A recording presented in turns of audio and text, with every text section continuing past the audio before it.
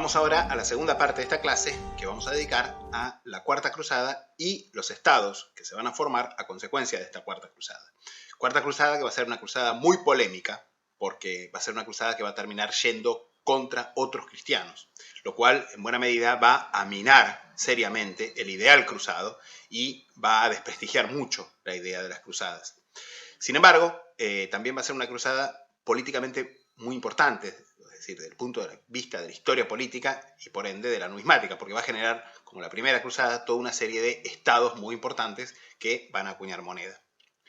Bueno, empecemos por decir que esta Cuarta Cruzada va a ser predicada a comienzos del siglo XIII por el Papa Inocencio III y va a ser predicada en toda Europa con muchísima fuerza. En buena medida, esta cruzada tenía una novedad. Aparte de planearse que fuera la cruzada más grande de la historia, por otro lado, la idea era seguir un plan que en verdad se le había ocurrido a Ricardo Corazón de León.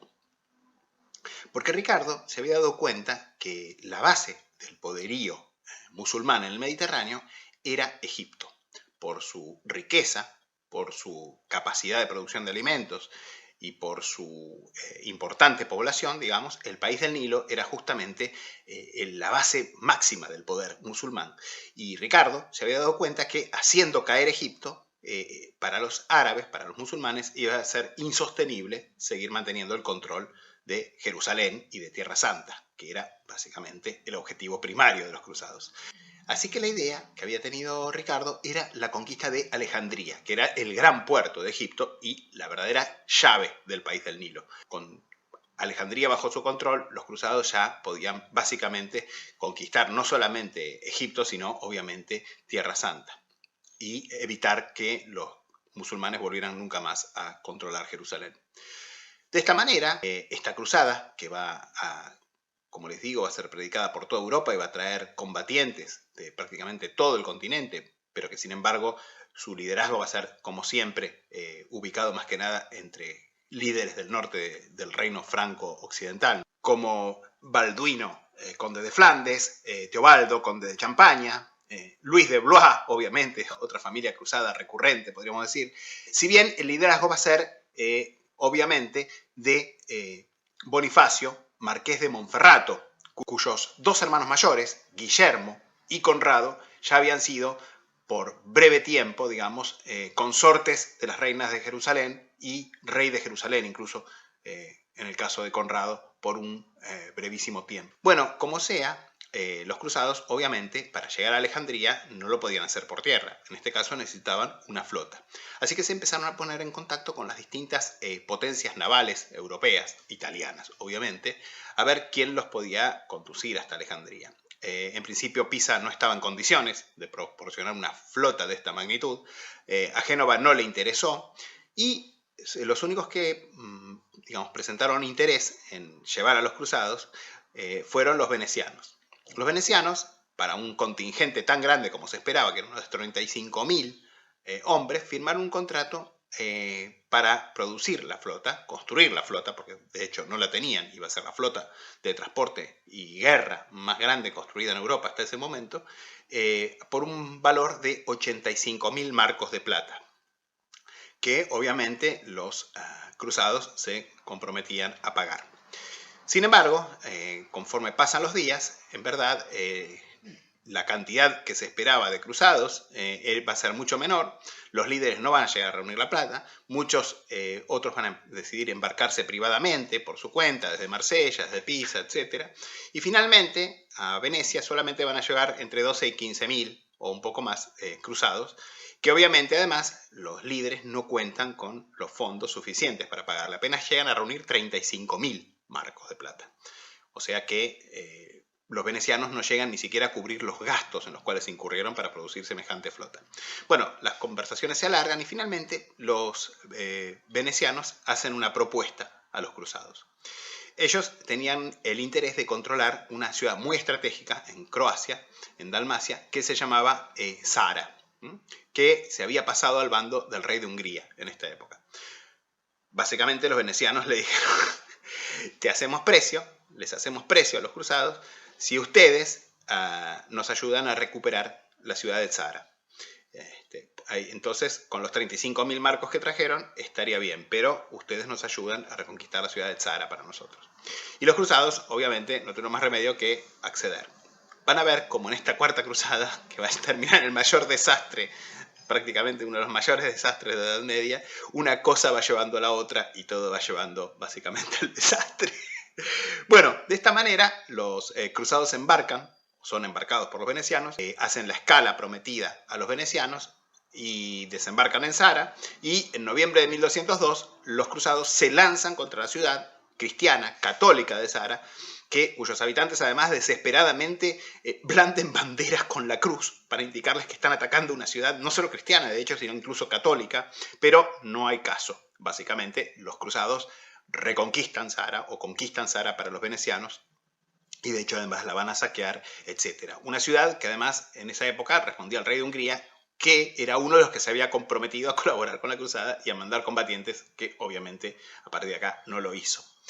Como sea, el mismo Inocencio III, el Papa, va a mandar una bula de excomunión a todos los líderes cruzados y a todos los venecianos que participaban en la cruzada, pero los líderes cruzados la van a mantener en secreto. Más tarde, la bula se va a limitar a excomulgar a los venecianos, porque le dicen al Papa que los venecianos fueron los que coaccionaron a los cruzados para el ataque a esta ciudad católica. Por esta época también, Bonifacio de Monferrato, uno de los líderes de cruzados, que estaba todavía en Europa, que había vuelto a negociar a Europa, va a encontrarse con nada menos que dos miembros de la Casa Imperial Bizantina. Isaac II Ángelo, emperador cegado y depuesto en 1195 por su hermano Alejo III, que subió al trono como Alejo III, y su hijo Alejo, que básicamente le plantean que, bueno, ustedes están en el tema de la cruzada, miren, yo soy el legítimo emperador de Constantinopla y fui traicionado y depuesto por mi hermano, que además me cegó, digamos. Si ustedes me reinstalan a mí y lo instalan a mi hijo, como Alejo IV, como emperadores en Constantinopla, nosotros les vamos a dar los fondos que ustedes necesitan para llevar adelante la cruzada, porque con el transporte solo no hacen nada, digamos. Así que nosotros, no solamente eso, sino que además les ofrecemos, bueno, en primer lugar les ofrecemos 10.000 combatientes profesionales para participar en la cruzada, o sea, 10.000 cruzados griegos, podríamos decir. En segundo lugar, 200.000 marcos de plata, para que ustedes puedan básicamente comprar vituallas, etcétera, o sea, para los gastos de la expedición. Y finalmente vamos a poner fin al cisma de 1054 que divide a la Iglesia Católica con la Iglesia Ortodoxa. Es decir, vamos a poner a la Iglesia Ortodoxa griega bajo el Papa, bajo la autoridad del Papa. Con lo cual, bueno, bárbaro, o sea, bueno, obviamente parece una propuesta genial, digamos, o sea, están reinstaurando en el trono al legítimo gobernante del Imperio Bizantino, el legítimo emperador romano de Oriente, y además reciben los fondos que necesitaban los cruzados para seguir adelante con su campaña y un refuerzo en hombres. Y además, de hecho, unen a la cristiandad, o sea, qué más glorioso y positivo, digamos, como meta para una cruzada. Con lo cual, obviamente, los cruzados ponen rumbo a Constantinopla. Van a poner asedio a Constantinopla, donde básicamente el emperador Alejo III, poco tiempo después, huye, abandonando la ciudad. Cuando Alejo III huye, en julio de 1203, directamente los defensores abren la puerta a los cruzados, y efectivamente los cruzados van a reinstalar en el trono a Isaac II Ángelo, y en asociación ahora con su hijo, Alejo IV. Bueno, Isaac y Alejo le habían dicho a los cruzados, no, van a ver, cuando nosotros lleguemos allá, la gente va a estar contenta, les van a poner coronas de flores a ustedes por habernos traído de vuelta, etcétera, y nos vamos a poner a juntar la plata para ustedes, y además la gente los va a tener como príncipes y les va a traer comida y bebidas y todo. Bueno, en cuanto Isaac II y Alejo aparecen ante la multitud en Constantinopla, la gente inmediatamente empieza a insultarlos, a tirarles fruta podrida, piedras, e incluso también vuela algún que otro flechazo tratando de eliminarlos, digamos. Con lo cual los cruzados dicen, me parece que no es como nos contaron. Bueno, así las cosas se van poniendo cada vez más densas. Alejo IV, que es en este momento el emperador efectivo, porque su padre en realidad era meramente nominal, estaba ciego, empieza a reunir los fondos para pagarle la suma que había comprometido con los cruzados, 200.000 marcos de plata. Al final terminan fundiendo un montón de tesoros de plata, de ornamentos y de objetos religiosos, objetos sagrados en las iglesias, etc. Con lo cual, digamos, es tremendo esto porque se destruyen tesoros de enorme valor artístico y religioso también. Hasta que finalmente, bueno, obviamente con todo esto, el ánimo de la población se va caldeando cada vez más. Entonces, y finalmente, el 28 de enero de 1204, hay un estallido de la población en Constantinopla.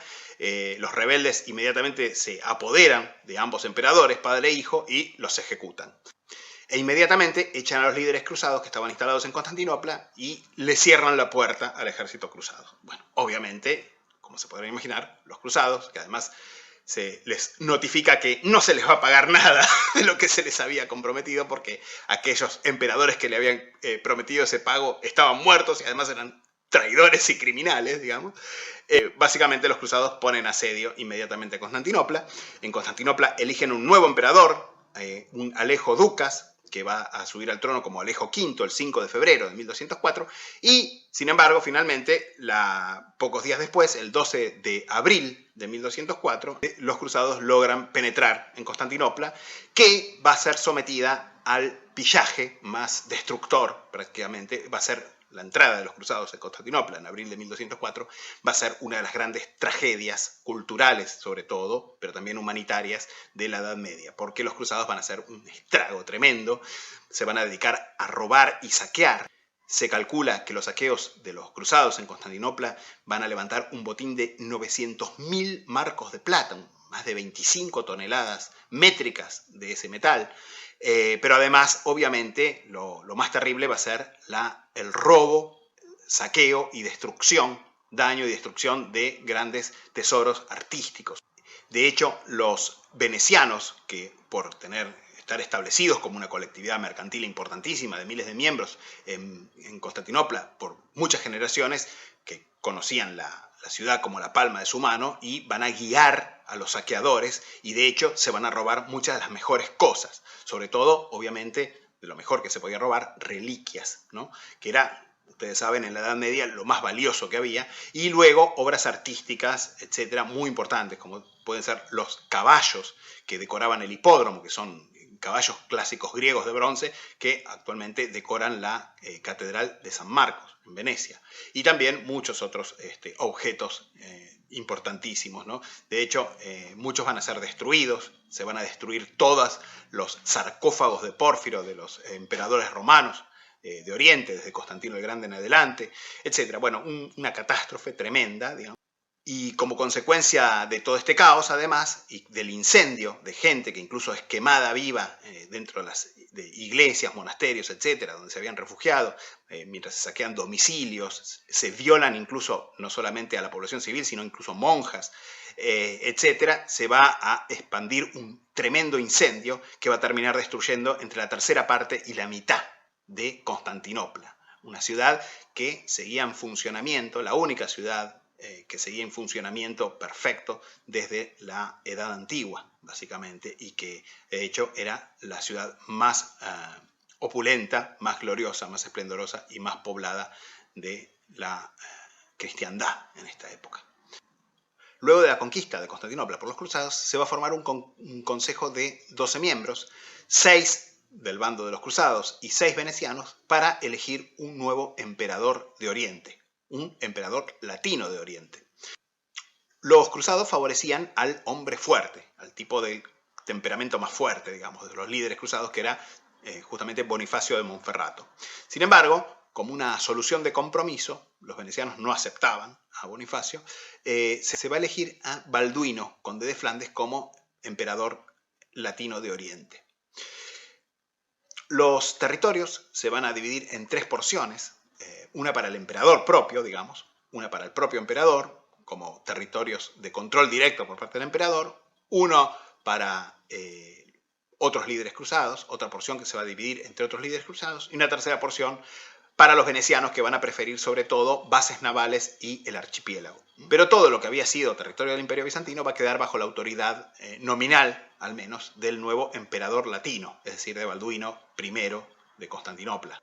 los cruzados van a instaurar, en lo que había sido el Imperio Bizantino, un sistema feudal típicamente del típico feudalismo del norte de Francia, o sea, del más extremo, digamos, con lo cual va a haber un emperador, pero después va a haber un montón de estados feudatarios, y dentro de esos estados feudatarios va a haber sus condados feudatarios, y luego dentro de esos condados feudatarios baronías, etcétera, etcétera, como es típico la retícula de lealtades feudales, digamos, y de concesiones feudales. Con lo cual vamos a hablar principalmente de los principales estados que van a ser, obviamente, además del imperio en sí, digamos, sus principales feudatarios van a ser el Reino de Tesalónica, centrado en la segunda ciudad más importante de lo que era entonces el Imperio Bizantino, el Principado de Acaya, centrado justamente, bueno, que incluía mayormente la Morea, es decir, el Peloponeso, el Ducado de Atenas, ocupando mayormente Grecia Central, y centrado obviamente en la ciudad de Atenas,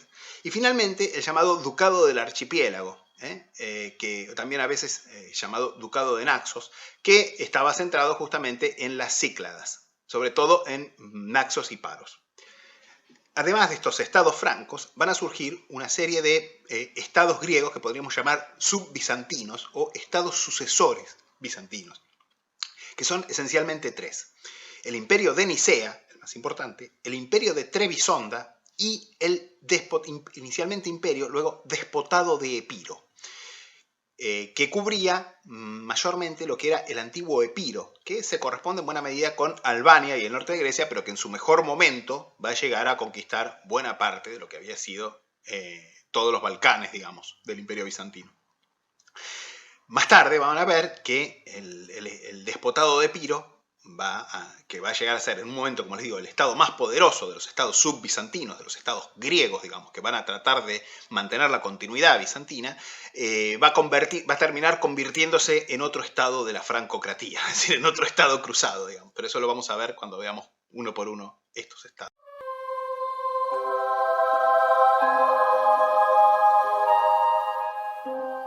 Bueno, y vamos a empezar entonces con el Imperio Latino de Constantinopla y el Reino de Tesalónica, que por el tipo de acuñaciones que tienen, conviene tratarlos juntos, si bien obviamente todos los estados eran originalmente vasallos del Imperio Latino, incluyendo también el Reino de Tesalónica.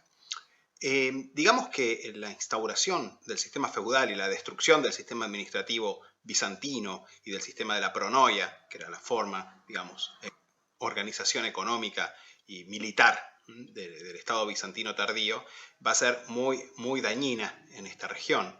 De hecho, fíjense que, por ejemplo, la población de Constantinopla durante todo el periodo franco va a caer de más o menos 500.000 de habitantes a unos 35.000 nada más. O sea, básicamente una catástrofe demográfica. Y como les digo, ambos estados, tanto el Imperio Latino como concretamente el Reino de Tesalónica, van a ser estados fallidos, básicamente. Ya van a arrancar muy mal y van a arrancar además rodeados de enemigos.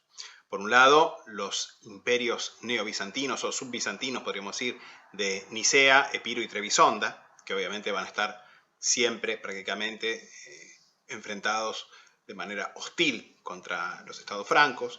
Por el otro, los crecientes imperios serbio y imperio búlgaro. Y finalmente también los turcos. Comenzando con el Imperio Latino, digamos que Balduino I, ya un año después de su coronación, va a caer capturado en batalla por los búlgaros. Y de hecho va a morir al año siguiente, en 1206, cautivo en Tarnovo.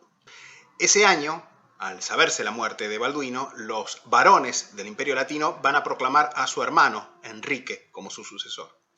Enrique es uno de los pocos gobernantes, emperadores latinos de Constantinopla que va a tener alguna acción positiva. De hecho, va a tener una política de gobierno mucho más tolerante con los griegos, va a nombrar muchos griegos para la administración, advirtiendo que ellos conocían mucho mejor el terreno para ayudarlo a administrar, y va a hacer algunas exenciones fiscales, suavizar un poco el régimen feudal, con el resultado que se va a quedar sin fondos y en buena medida muchas de las tropas que estaban con él van a desertar, debilitando también bastante las fuerzas defensivas del Imperio Latino. Probablemente Enrique va a morir envenenado en el año 1216. En su lugar, los varones del imperio van a elegir a su cuñado de Enrique y de Balduino I, Pedro de Courtenay, que estaba casado con Yolanda, que era la hermana justamente de Balduino y de Enrique, o sea, de los dos primeros emperadores. Este Pedro de Courtenay va a ir hasta Italia, va a ser coronado por el Papa en Roma como emperador latino de Constantinopla en abril de 1217 y luego se va a tomar el barco con muy poca escolta para llegar hasta Constantinopla, ocasión que no va a ser desperdiciada para que Teodoro de Epiro diera su primer golpe de mano apoderándose del propio emperador latino, que va a morir 2 años después en cautiverio. Con lo cual, digamos, ya ven que este estado, el Imperio Latino de Constantinopla, había nacido, digamos, con bastante mala suerte. Roberto, el hijo de Pedro, ante la mala experiencia acontecida con su padre, que va a sucederlo, obviamente, como emperador latino de Constantinopla, va a elegir la ruta terrestre para llegar a través de Hungría a Constantinopla. Y de hecho, justamente va a firmar un tratado con Hungría contra el Epiro, una alianza militar contra Epiro. Pero las pérdidas territoriales del Imperio Latino se van a acelerar durante su reinado, que va a ir perdiendo cada vez más territorios, sobre todo a manos de Epiro y a manos de otros enemigos. Y en 1228 va a ser sucedido por su hermano menor, Balduino, o sea, Balduino II, también otro hijo de Yolanda. Fíjense como siempre, esto lo digo siempre, el primer gobernante de un estado y el último, o de una dinastía, llevan el mismo nombre. Dejemos acá un momento el Imperio Latino de Constantinopla y pasemos al Reino de Tesalónica. El Reino de Tesalónica va a ser el resultado de las conquistas de Bonifacio de Monferrato, que era de hecho el líder de la Cuarta Cruzada, que entre 1204 y 1206 va a conquistar prácticamente toda Grecia central, incluyendo sobre todo Beocia y el Ática, la región de Atenas. Pero va a morir también en 1207 en una emboscada que le van a tender los búlgaros y se va a producir entonces, a la muerte de Bonifacio, un grave conflicto sucesorio en el reino de Tesalónica. Porque por un lado, Bonifacio va a dejar como heredero a su hijo más pequeño, que era el único hijo que había tenido con su última esposa, que era nada menos que la viuda del emperador bizantino Isaac II, que como recordarán había sido cegado y depuesto en 195 y que había pedido la ayuda a los cruzados para ser restaurado en el trono. Bueno, Bonifacio se había casado con la viuda de Isaac II. Este hijo se llamaba Demetrio. Sin embargo, los varones del reino, los varones francos del reino, van a proclamar en su lugar al hijo mayor de Bonifacio de Monferrato, que se llamaba Guillermo de Monferrato, con lo cual se va a producir una guerra civil en la cual el emperador latino de Constantinopla va a apoyar, obviamente, al pequeño Demetrio, al pequeño hijo de Bonifacio, mientras que, obviamente, los varones van a apoyar a Guillermo. Como resultado de esta guerra civil se va a debilitar enormemente el reino de Tesalónica y de hecho va a ser el primer estado cruzado en fenecer, porque va a ser conquistado justamente por el estado independiente post-bizantino del Epiro en 1224. De hecho, como vamos a ver, con la conquista de Tesalónica, el dinasta de Epiro se va a proclamar emperador de Tesalónica. Por su parte, el Imperio Latino de Constantinopla, ya para el año 1247, estaba prácticamente rodeado, sobre todo por el Imperio de Nicea. Sin embargo, va a resistir todavía más, porque, bueno, obviamente tenía un ejército que trataba de mantener a raya a los griegos. Sin embargo, en 1261, un general del Imperio de Nicea va a penetrar con una pequeña tropa de unos 800 hombres por un pasaje secreto dentro de Constantinopla. Va a tomar por asalto la ciudad y de hecho va a llegar a rodear el Palacio Imperial. Y el pobre Balduino II va a tener que escapar dejando su corona y su cetro, como dicen los cronistas.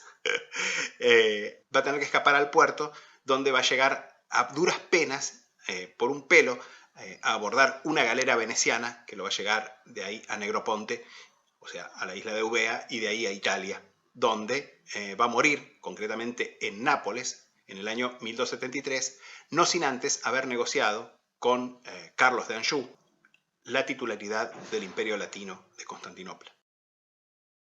Las acuñaciones tanto del Imperio Latino de Constantinopla como del Reino de Tesalónica se diferencian completamente de las de los otros estados de la francocratía, estados francos o cruzados de Grecia, en que son continuación de las acuñaciones bizantinas propiamente dichas. Por lo tanto, en verdad no las vamos a tratar en extremo detalle en esta clase porque es algo que se corresponde más con la historia monetaria, digamos, de nuestro seminario 3 dedicados justamente al Imperio Romano y Bizantino. Sin embargo, digamos que se reducen mayormente a tráquea de vellón bajo y tetártera de bronce, inicialmente meras imitaciones de monedas bizantinas del siglo XII, sobre todo de Manuel I y algunos otros emperadores de la misma dinastía posteriores, y más tarde anónimas, con tipos religiosos tanto en anverso como en reverso. Niceta Joniates, el historiador griego de este periodo, cuenta que estatuas antiguas y muy famosas, incluyendo la gran estatua de Hércules, obra de Lísipo, el escultor oficial de Alejandro Magno, fueron fundidas para obtener bronce con el cual acuñar estas miserables moneditas. Los trabajos de Hendy, Grierson y otros autores permitieron, por cierto, distinguir gradualmente las acuñaciones de Constantinopla, de las de Tesalónica y de otras series paralelas, tales como imitaciones búlgaras y otras imitaciones irregulares o de gobernadores de los imperios de Nicea y de Epiro. Resulta, por cierto, sorprendente que los cruzados se hayan limitado a acuñar imitaciones de monedas bizantinas. Lo que pasa es que esto se debió a la necesidad de brindar a la población una moneda que les resultara aceptable a ella, es decir, más que una moneda de tipo latino, que seguramente habría de ser rechazada, una moneda a la cual la gente aceptara porque estaba acostumbrada a usarla.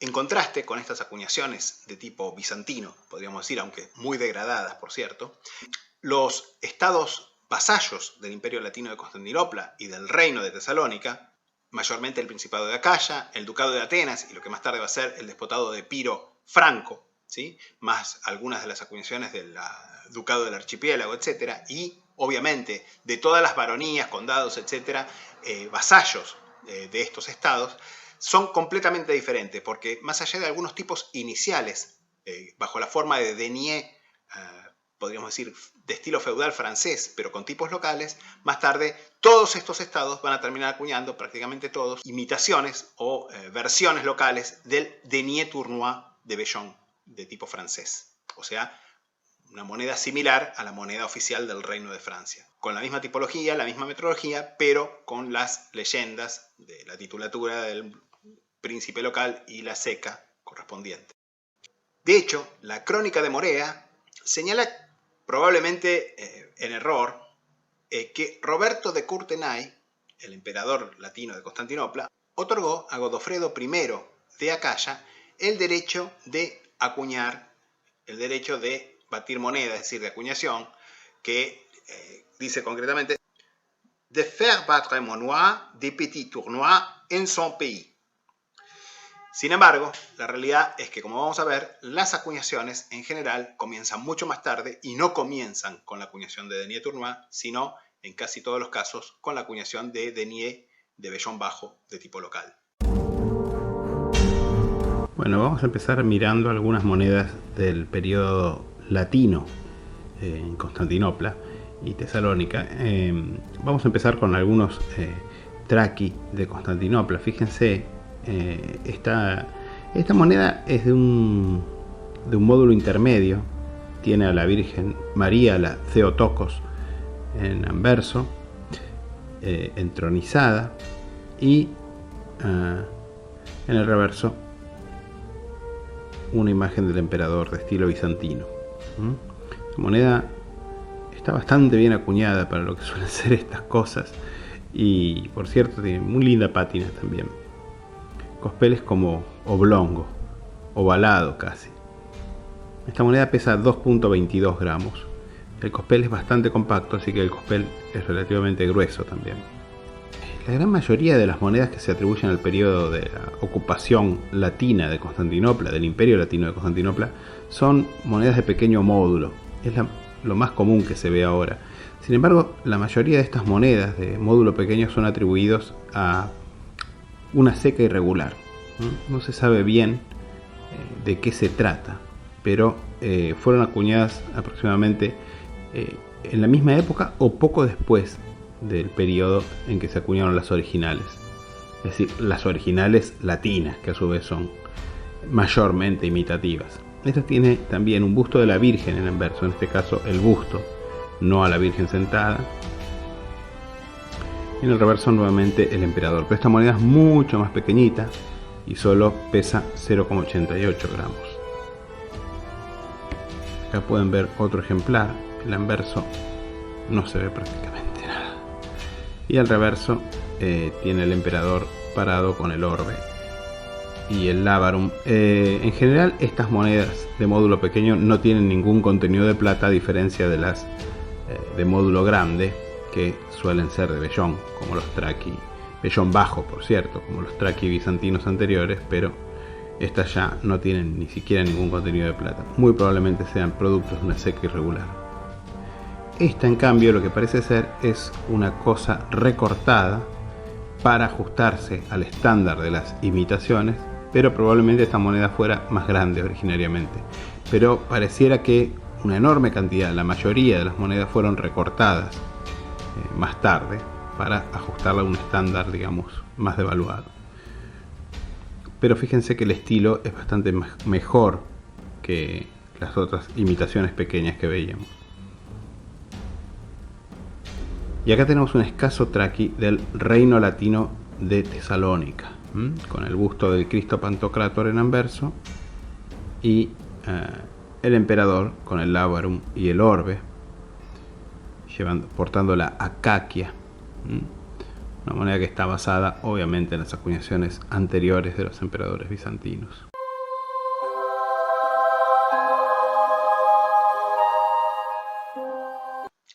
La Morea, o Acaya, era el nombre que recibía la península del Peloponeso en la Edad Media. Esta península fue mayormente conquistada para Bonifacio de Monferrato por Guillermo de Champlitte y Godofredo de Villehardouin.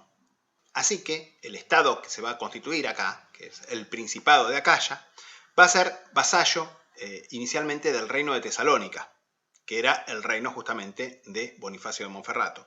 Luego del Imperio Latino, cuando Tesalónica es conquistada, y finalmente del reino de Nápoles, porque los angevinos van a terminar adquiriendo la titularidad de todos los estados francos de Grecia, e incluso la corona titular de Constantinopla. Guillermo de Champlitte entonces va a ser el primer príncipe de Acaya, como vasallo justamente de Bonifacio, hasta que en el año 1209 parte hacia Europa para recibir una herencia, pero va a morir en el camino, con lo cual va a ser sucedido por su socio, podríamos decir, su compañero de armas, Godofredo de Villehardouin. Godofredo va a completar la conquista de la península del Peloponeso, sometiendo las últimas guarniciones griegas que todavía resistían en varias fortalezas en puntos clave, si bien también otras posesiones costeras fortificadas van a pasar como parte del botín, digamos, del reparto del Imperio Bizantino a Venecia.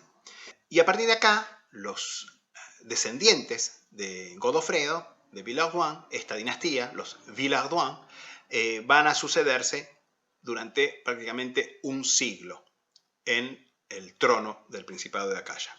Principado que, por cierto, era un principado bastante próspero. En general, fueron estados bastante más exitosos que el propio Imperio de Constantinopla y que el reino de Tesalónica, porque además tanto Acaya como, vamos a ver, el Ducado de Atenas exportaban vino, exportaban aceite, los típicos productos, digamos, griegos, e incluso en algún caso un poco de seda, y eran bastante importantes desde el punto de vista comercial, si bien obviamente el feudalismo francés hizo mucho daño a esta región. Las primeras acuñaciones aparecen recién bajo Guillermo de Villehardouin y son deniers et obols de vellón bajo de tipos locales, inicialmente de la Ceca de Corinto. Más tarde, las acuñaciones siguen con la apertura de una nueva ceca en la fortaleza de Clarencia, cerca de la capital, que pronto va a introducir la acuñación del denier tournois de tipo francés. En 1271, Isabel, la heredera de Villehardouin, se casó con Felipe, el hijo de Carlos de Anjou, el rey de Nápoles. Aunque Felipe murió antes que el padre, el depuesto Balduino II otorgó Acaya a Carlos de Anjou como feudo, aunque más tarde Isabel fue restablecida en el trono, así que las acuñaciones en su nombre tienen varios periodos alternados. Y también se producen acuñaciones a nombre de sus sucesivos maridos, Florencio de Henao, Felipe de Saboya, y luego hay acuñaciones a nombre de Felipe II de Tarento y de la hija de Isabel y de Florencio, Matilde de Henao. Este periodo además estuvo plagado de conflictos sucesorios, con acuñaciones a nombre de pretendientes como Fernando de Mallorca, casado con la hermana menor de Matilde. En 1318, Roberto de Nápoles otorgó el principado a su hermano menor, Juan de Gravina. Y en 1331, la muerte de Felipe de Tarento, que además era el emperador titular de Constantinopla, su hijo Roberto, todavía menor, va a heredar los dominios angevinos en Grecia. Bajo Roberto se acuñan las últimas monedas. Y en 1432, el principado fue anexado por los bizantinos. El principado de Acaya estaba organizado en 12 baronías y varios señoríos directos. Las baronías de Caritena y el señorío de Damala también acuñaron monedas, pero estas son o rarísimas o únicas.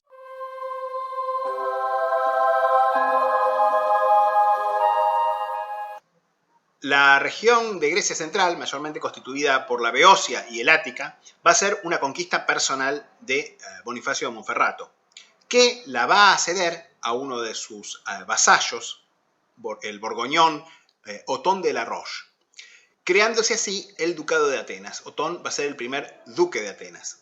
Digamos que, de la misma manera que pasaba con los Villehardouin en Acaya, Otón I y sus descendientes, los de la Roche, van a ser la dinastía propia, digamos, del Ducado de Atenas durante bastante tiempo.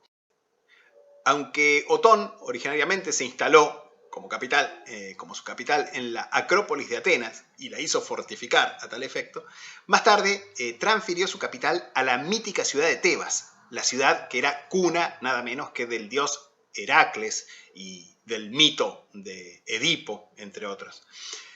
Y justamente va a ser Tebas la ceca de las acuñaciones del Principado de Atenas. Estas comienzan recién bajo Guido de la Roche, el hijo de Otón, con tipos locales, y van a seguir bajo los sucesores Guillermo de la Roche y Guido II, bajo quien probablemente se introduce el denier tournois durante su minoridad. En 1267, Atenas se reconoció, como el resto de la Grecia franca, como vasalla de Nápoles. Y en 1311, el ducado fue conquistado por la compañía de mercenarios catalanes, conocida como los almogávares, que acuñaron denier tournois anónimos, que son probablemente las últimas monedas del Ducado de Atenas, con un decreciente contenido de plata y hasta llegar a cobre, o casi. De hecho, hay muchas acuñaciones de estos denier tournois de vellón muy bajo o cobre que no se pueden atribuir con certeza en qué estado fueron producidas. De esta manera, las compañías catalanas van a controlar el Ducado de Atenas hasta 1381, año en que va a pasar a la familia florentina de los Acciaioli, y luego brevemente a la Venecia y una breve reanexión al Imperio Bizantino, hasta que va a caer bajo los otomanos en 1458, unos 5 años después de la conquista de Constantinopla. Las baronías de este ducado que acuñaron monedas incluyen el condado de Salona y la triarquía de Negroponte. Negroponte era el nombre medieval para la larga isla de Eubea, que corre justamente en paralelo a la Beocia y al Ática. De hecho, corre desde Tesalia hasta la punta del Ática, prácticamente en paralelo con la península. Pero estas monedas también son mega raras.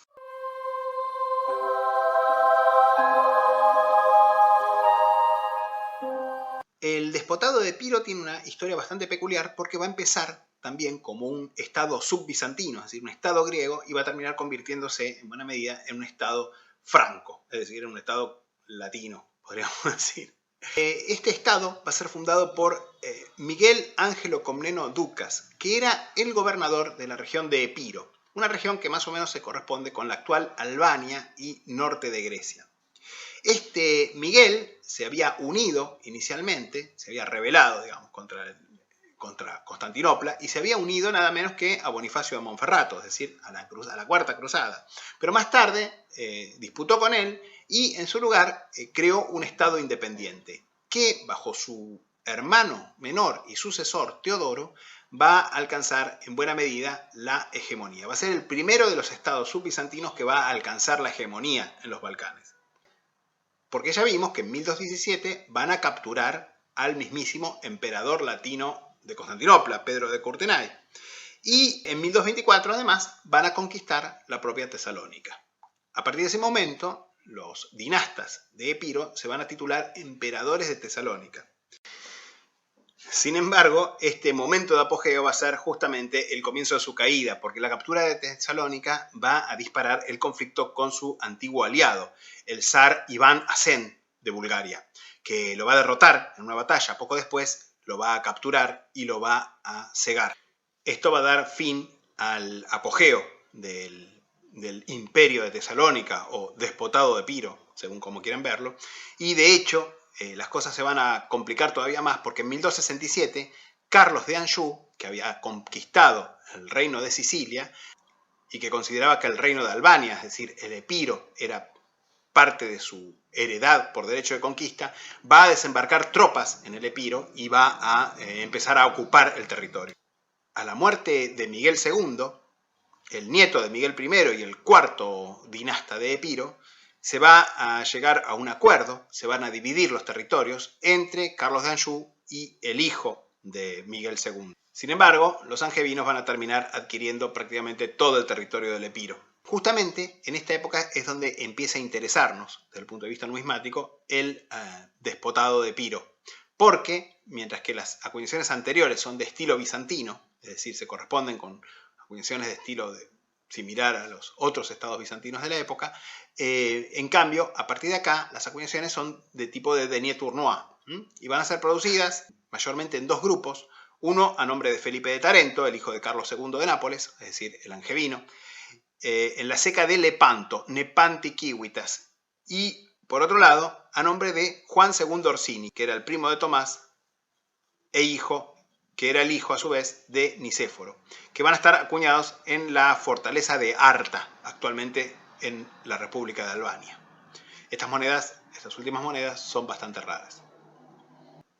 Vinculado en buena medida con el despotado de Epiro tenemos el ducado de Neopatras. Este ducado va a surgir a la muerte de Miguel II de Epiro cuando su hijo ilegítimo Juan, gobernador de Tesalia, se independizó.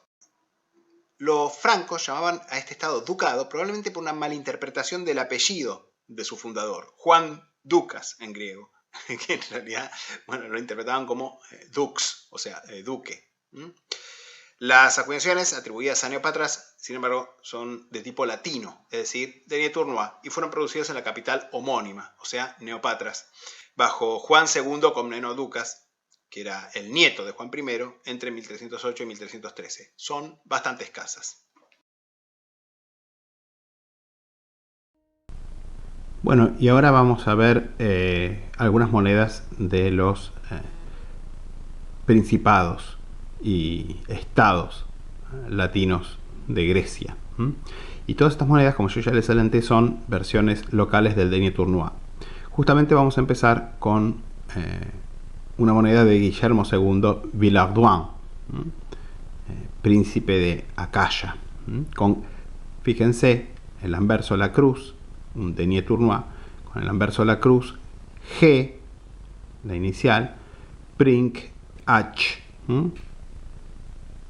Cuentan que cuando San Luis IX de Francia estuvo justamente por Grecia, camino a la Sexta Cruzada, se encontró con Guillermo y Guillermo le dijo: pero señor rey, tú eres un santo y además eres el rey y entonces no tienes ningún problema para que te acompañen a la guerra, pero yo no tengo las mismas facilidades.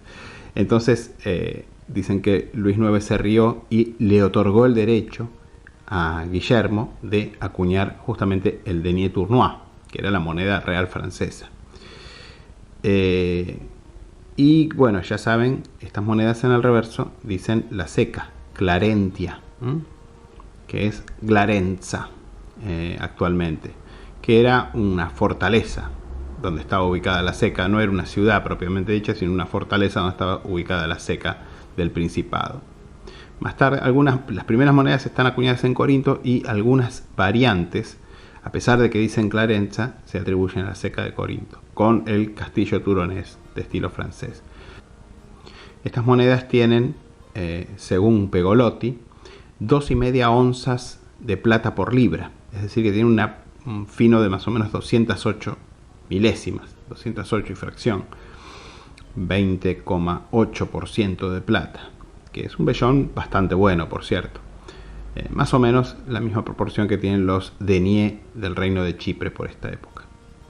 Seguimos con el Principado de Acaya, seguimos con los Villehardouin, y acá tenemos un denier tournois de Isabel, Isabel de Villarroel, acuñado entonces entre 1297 y 1301.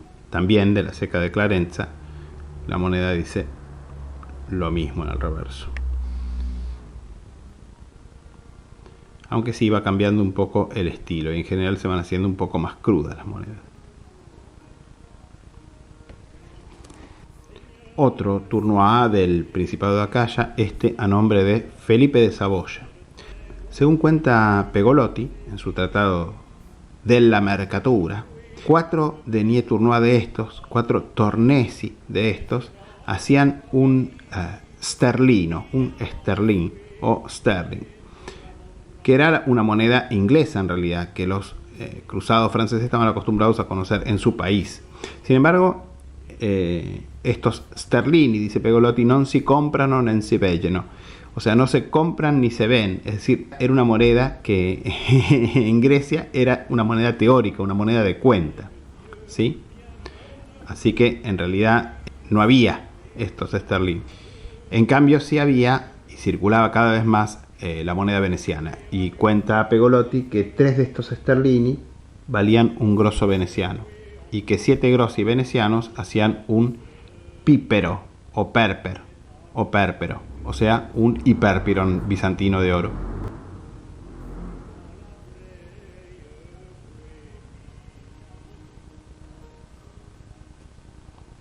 En reverso, de Clarencia. Otro del Principado de Acaya, pero en este caso también de Felipe, pero Felipe de Tarento, 1306-1313, con su titulatura en anverso. Y en el reverso, fíjense, en esta época ya es frecuente que empiecen a aparecer marcas secretas de emisión. En este caso son puntitos a cada lado y debajo del castillo turonés. Y la inscripción de Clarencia.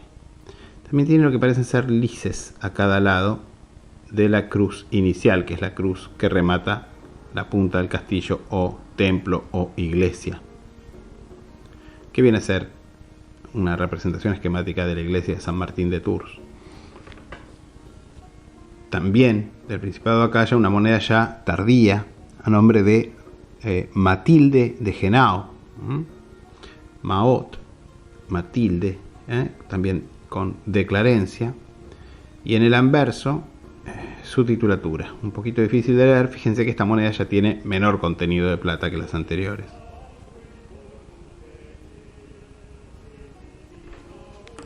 Finalmente, para concluir con Acaya, a Juan de Gravina, un hermano menor de Roberto de Nápoles, que va a ser uno de los últimos que va a acuñar moneda en Acaya, si bien el Principado va a seguir existiendo durante varios años, 1318-1333. Obviamente también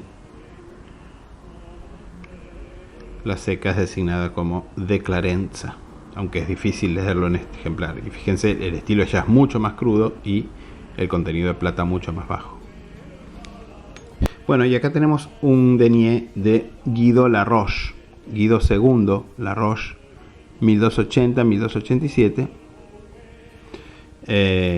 Y esencialmente es lo mismo, nada más que la Seca es Tebas, Teba Kiwis. Este otro también de Guido, pero acuñado durante la mayoría de edad, 1294 a 1308. Guido II en este caso. Y se diferencia porque en lugar de decir G, dice Gui, G-U-I. G-U-I Dux Atenes. Y en reverso, en torno al castillo turonés, Tebani Kiwis, o sea, ciudad de Tebas, o ciudad tebana. Del despotado de Epiro, prácticamente las únicas monedas que se ven son los deniers tournois de Felipe de Tarento, este emperador titular de Constantinopla. Si bien ya Constantinopla estaba perdida porque los griegos habían restaurado el imperio bizantino para esta época, pero emperador titular de Constantinopla y señor de varios de los estados, la mayoría de los estados latinos de Grecia, 1294-1313. Y los deniers Tournois del despotado de Epiro, los deniers Tournois latinos, del periodo latino, digamos, del despotado de Epiro, están acuñados en Nepanto, Nepanti kiwis, o sea, Lepanto. Pero en las monedas aparece como Nepanto. Fíjense, esta moneda tiene muy buena calidad de metal, pero tiene bastante verdín.